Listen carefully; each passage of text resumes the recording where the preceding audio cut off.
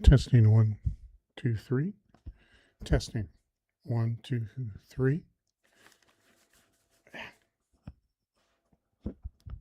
1.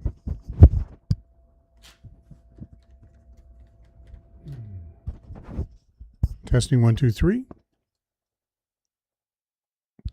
Hello, hello, hello. Moderation. Close, yes. Q&A poll. Got it. Not using it, thank you. And we have the closed captions on. 1, 2. English for setting. 1, 2, 3. Testing 1, 2, 3. Is it coming through? 1, 2, 3, 4, 5. How come I'm not hearing anything yet? Because you don't have speakers plugged in. That's why. Help. Yes.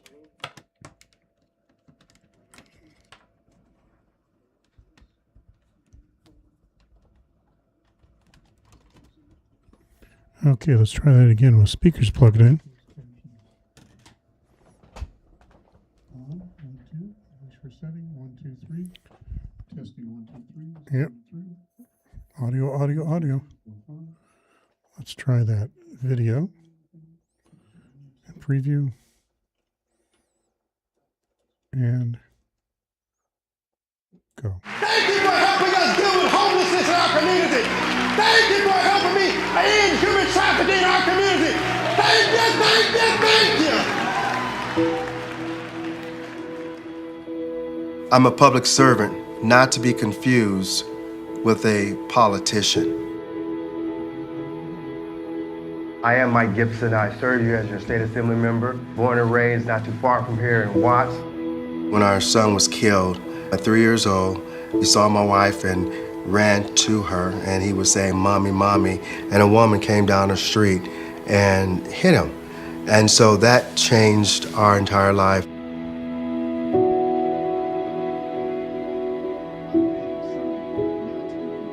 Is the reason why I get up every morning. Because I understand my why, I understand my purpose, is to try to make people's lives better. I believe that each bill that I author and sign are bills that's going to affect this community and the community I was born and raised in all of California in a very positive way. Mike is an incredible leader. He started off as a youth pastor, then as a city commissioner, a city councilman, and now he's in the state legislature as assemblyman.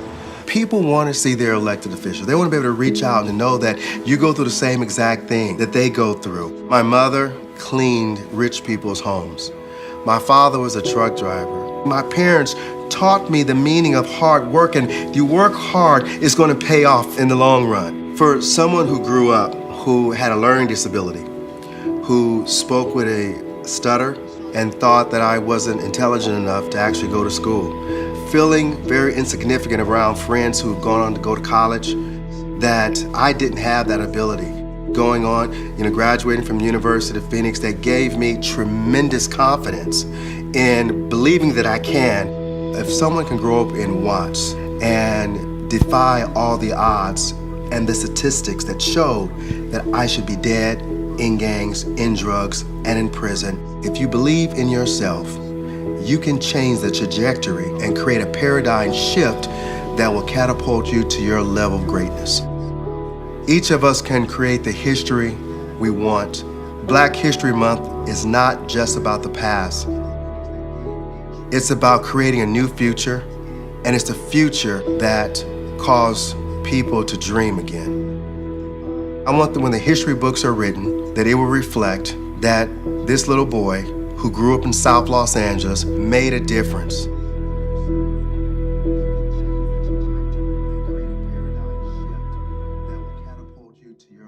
Thank you for helping us deal with homelessness in our community. Thank you for helping me end human trafficking. Now, for infectious diseases, COVID is not the only infectious disease. Only the infectious disease. There are diseases like the flu, the normal flu. So those are infectious diseases. Now, to combat these diseases or to try to address them, you get some vaccination. And what is the component of that vaccination? The component of the vaccination is actually a part of the protein from the virus that is designed okay, so that they can use it to train some soldiers that are already in your body. 1, 2, 3, so we 4, call those 5. soldiers antibodies, okay? So that the next time the virus tries to attack you, your system soldiers, the antibodies, can recognize and attack, okay? So 1, 2, knowing 3, 4, this, 5, 6, then I 7, can 8, now 9, talk 10. about my research. Next slide. So I am interested in neurodegenerative diseases. Okay? So these are diseases that affect the nervous system, okay, including the brain. Now remember I told you it's not only the virus that has proteins. Every living organism has proteins, including your plants, including, the food that you eat, everything has proteins. Now in our brain, we have proteins, okay? So many diseases, okay, such as neurodegenerative diseases, okay, which affect the brain, they are as a result of some proteins going bad, okay? Normally, these proteins are supposed to perform some important functions, but things can go wrong, and then you get a disease like Alzheimer's or Parkinson's, okay? So my research, so the thing is, how do I connect this to the infectious disease that you are familiar with? So it turns out that if the proteins that are present in your brain goes bad, it's not different from when you have an external protein from a virus that is problematic going inside of you, okay? Even though your proteins are supposed to function properly, once they go bad, it's not different from something invading you, okay?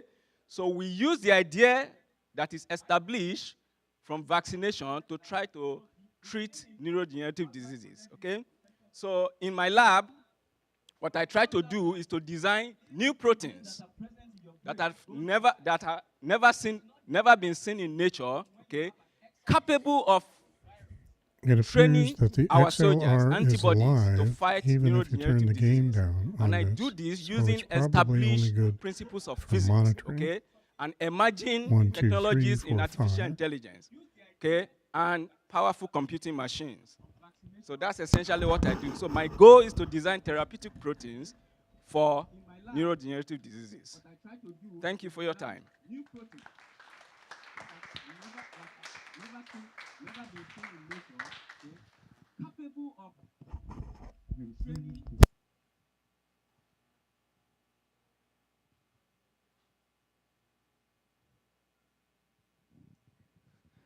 Okay, I'll welcome our next speaker, Dr. Bono. Hi, everybody. Thanks for being here and hearing all the wonderful stuff we're doing. I'm supposed to look, am I good here? All right. All right, let me share a little bit about the research I'm doing related to social emotional learning. What I'm trying to do is establish ways to build character organically through social relationships and communicating and sort of taking a chance on each other. And so I'm going to share some of the high school intervention research that I've been doing around gratitude practices. So a quick rundown on the psychology of gratitude. What is it? You know, it seems simple at first, but if you really think about it, we can be grateful for many things. And so, you know, in one way, it's about recognizing something positive or a positive person, a benefactor.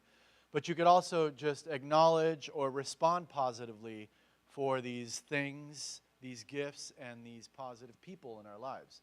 So anyway, there's many ways to experience it, but some of the things that have fascinated me about it is that I believe that character can be practiced in natural ways. And so when we look at the research on gratitude, there's a theory that it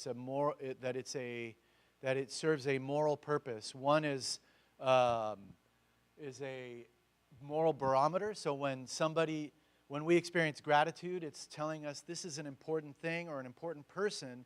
Pay attention and make sure that you make your decisions differently around this maybe in the future.